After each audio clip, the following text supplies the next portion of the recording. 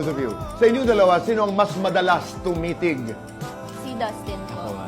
Mas madalas makipag-holding hands? Si Dustin din po. Mas madalas umakap?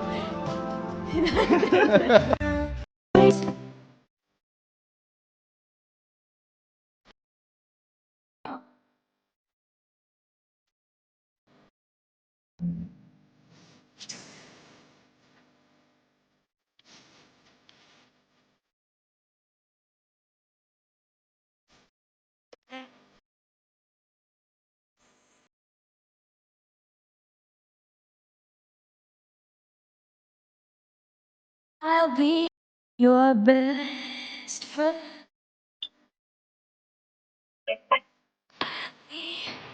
Guy.